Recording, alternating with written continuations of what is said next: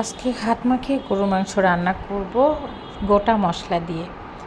শুধু আদা বাটা আর জিরা বাটা আর বাকি রসুন, পেঁয়াজ, শুকনো মরিচ, একটু মরিচের গুঁড়া, ধনের গুঁড়া, এই সব মশলা দিয়ে সরিষার তেল দিয়ে সুন্দর মতো মাখাবো।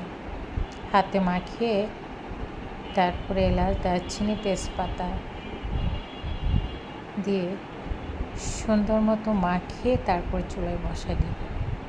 হাত মাখা গরুর মাংস কিন্তু খেতে অন্যরকম টেস্ট। কষিয়ে রান্না করলে একরকম টেস্ট, আর হাত মাখিয়ে রান্না করলে আর একরকম টেস্ট। তো এই যে মাখানো শেষ হয়ে গেল, এবার চুলার উপরে বসিয়ে দিব।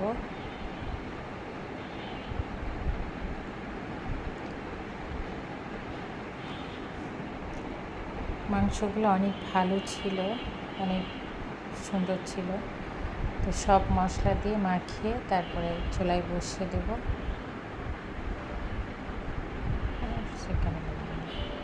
আর সরিষার তেল দিয়ে মাংস রান্না করলে মাংসে কিন্তু দারুণ একটা ফ্লেভার আসে, মানে খেতে অসম্ভব মজা লাগে।